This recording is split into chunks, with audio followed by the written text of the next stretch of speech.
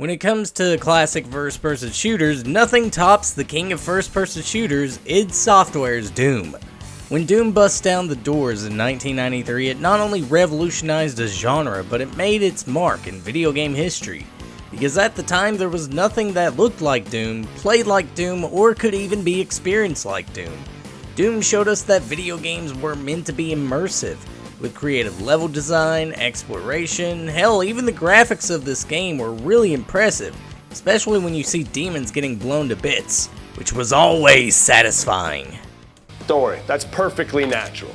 Now, of course, there's one thing that the Doom series is not known for, and that is having a rich story. At least, in the case for the original Doom.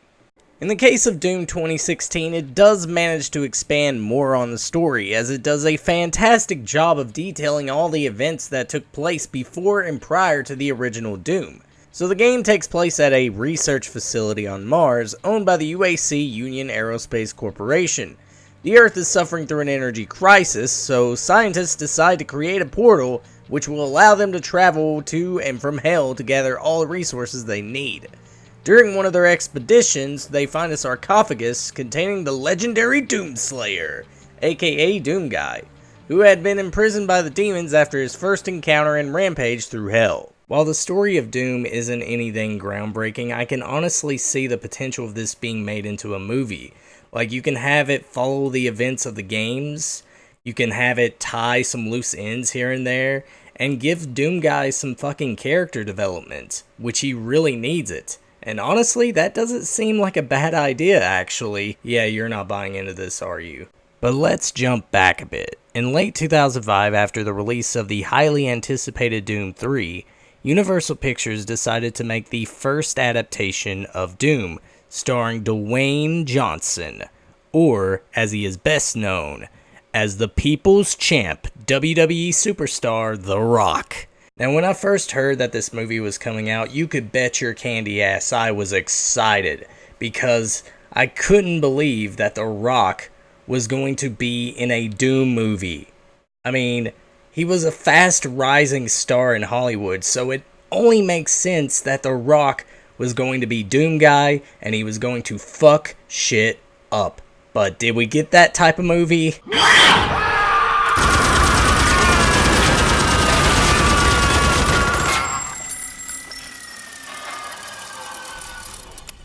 I hate myself. The first Doom movie really hits rock bottom, no pun intended.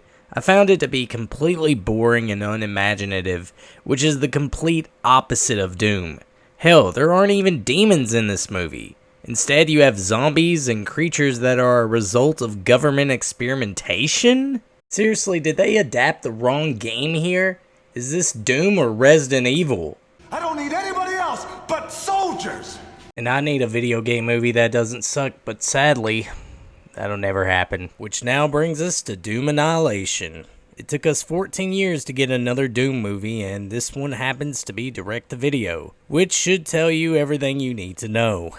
A good thing to know about this movie is that it's actually a reboot, and it has nothing to do with the 2005 movie. And it actually follows the story of one of the games. And by that I mean Doom 3. Again, look, I love Doom 3 more than anybody. It's one of the many games that fucking terrified me. And I get that they wanted to make a horror movie based on a Doom game, but I would also argue that Doom 2016 is just as much a horror game as Doom 3. And it has its fair share of terrifying moments. So why not adapt that into a movie?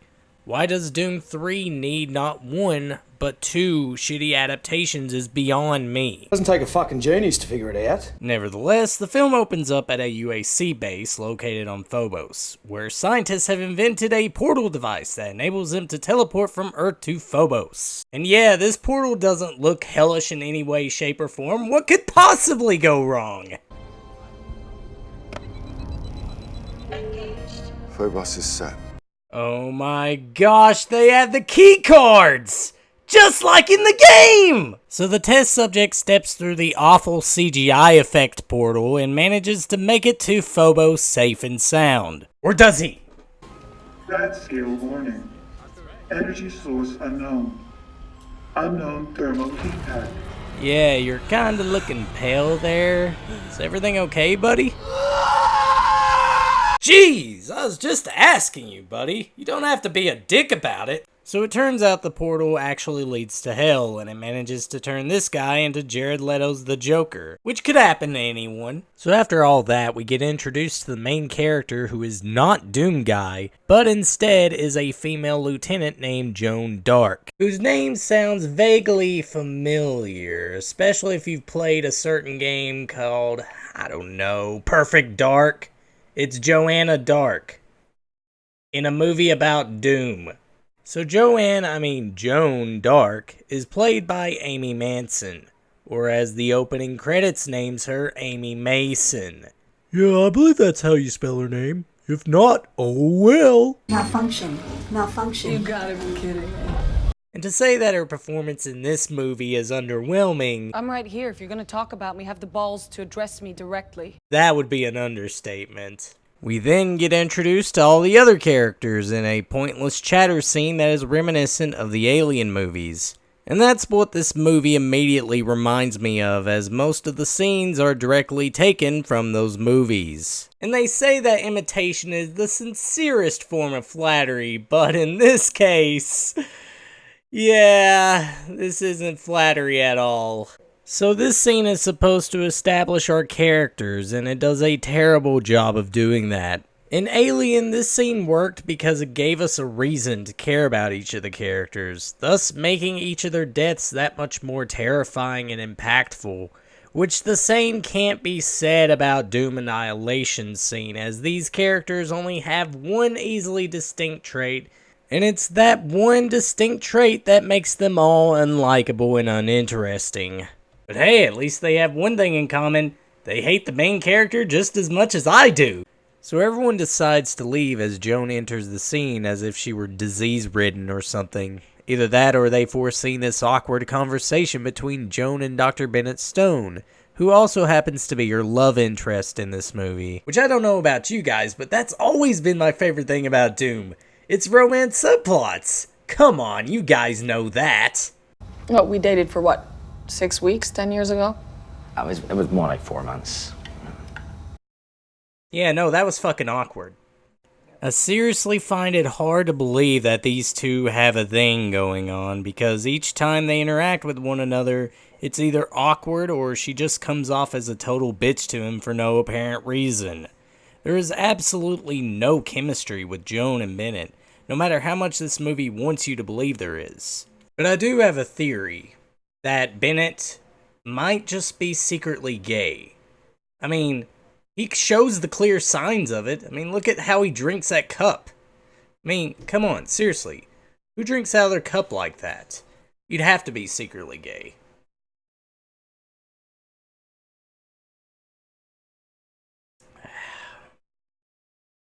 So the crew is headed to Phobos for security duty because Joan apparently fucked up on a mission. Thus, the crew resent her for this.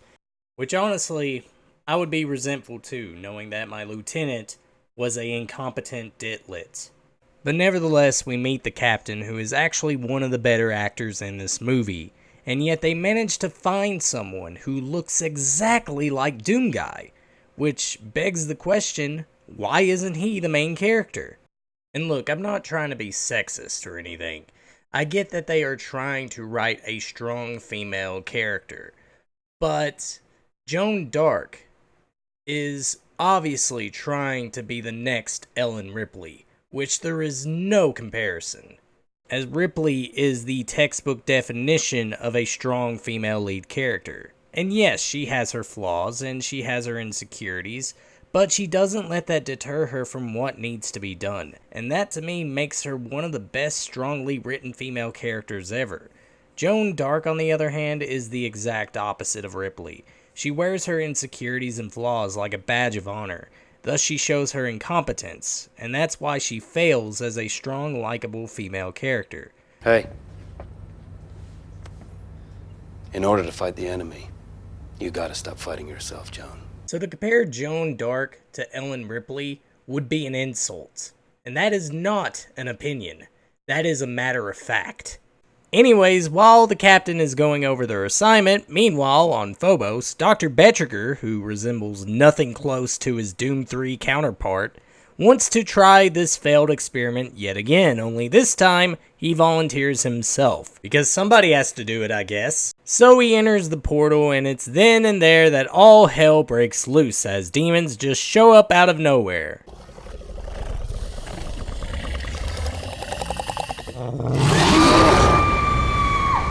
And that's it. No build-up, no suspense, nothing. The scientist lady hears a sound, she turns around, and there's a demon. Cut away. Like, come on, that is so lazy and cliche that it's not even funny. Like, you couldn't even have them come out of the portal, or have an imp throw a fireball. Like, that would have been really cool to see, but no, instead you take the laziest route possible. So we cut back to the ship finally arriving on Phobos, and it's then that the crew realizes that something is up, as no one is opening the gate to let them into the base. There. I thought you've never been here before. I haven't.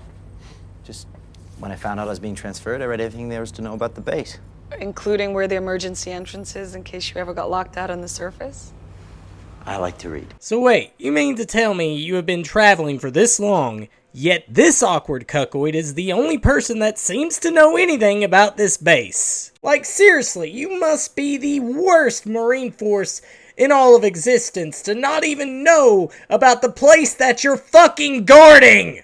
It is then that they finally get a response from somebody who informs them of the situation at hand. Captain Savage, this is Martin Command. That's a negative on establishing a remote access. So wait, you mean to tell me that we were smart enough to build a base on one of the moons on Mars, yet we're not that smart to make an emergency button to open a fucking gate? So the crew has a new assignment, which is to get the station back online somehow while also securing the UAC's research data, which they clearly have no fucking clue what that research even entails. The crew then suits up for combat, thinking that they are going to fight off aliens or something. Can't believe you're bringing that weak-ass shit. You got your toy. I got mine. They gave the commander the super shotgun, the most prominent weapon in the entire game. Why isn't he the main character? So the crew waits for one of the gates to open to enter the base, only for their ship to experience a power surge. But wait, the power's back on, so we have a movie still. Damn it! They all enter the base, only to be informed by Awkward McGee that the reserve power is running on 2%, and that if they don't get the power back online in time, then the core reactor will have a meltdown, causing the moon to explode. Who the fuck designed this place? I'm starting to think that it was the same fucking idiots who decided not to put an emergency button on the fucking gate. You know how to fix it? I don't know, but I'll know if it can be fixed. You don't know, but you'll know that it can be fixed. Okay, that reassures everything. So it's decided that the team should split up, where one group goes and secures the research data, while the others go and fix the reactor core. Somehow. Yeah, something tells me that the commander didn't really think this plan all the way through, but to be honest with you, I'm just glad that we finally get to see these characters get killed off, because that's what I've been waiting for. Thought this was a high-tech base. Even high tech needs basic plumbing. I swear whoever wrote that line in there deserves to be hacked with a chainsaw, because that was fucking retarded. As they venture on in the depths of the facility, it is there that they make a gruesome discovery. A dead, decapitated body. Oh, the terror! Sergeant William Blaskovich.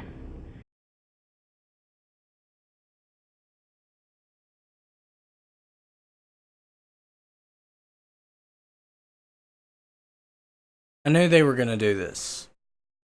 And I know there's a lot of people that are confused about this. But I'm going to do my best to explain. No, this is not the same William B.J. Blazkowicz from Wolfenstein. Instead, this is actually his grandson, who of course is Doom Guy in the original Doom. Which is kind of clever, considering a lot of people don't even know that Doom and Wolfenstein actually take place in the same universe. This has been confirmed by John Romero and Tom Hall, the creators of the original Doom. I would say that this is the ultimate middle finger to all the Doom fans who actually gave a shit about this series, yet that was given to us by the lead actress Amy Manson and all the executives over at Universal who decided to just push their fucking politics into this movie. You want to talk about sexism? Look at what they did to Doom Guy in this movie. They just killed him off. This is a big fuck you to any Doom fan that ever cared about this character, that wanted to see him in this movie. This is the scene that just made me stop watching this movie. I just had to stop watching it for a few days because it offended me so much. And a lot of people get the wrong idea about Doom. Doom is not just a game that glorifies violence and gore and fucking toxic masculinity. It's not about that. It celebrates masculinity in the most positive way imaginable. It's an artistic game. But a lot of people don't see Doom that way. And that's the sad part about this. So, I didn't want to make this into 2 parts. But I have no choice because I need a break. I need a break from this because this is fucking getting to my head. So, join me in part 2 as we tear and rip through the rest of this movie, because there is more bad to come. This has been Pirate Canvas, signing off. I'll see you in part 2.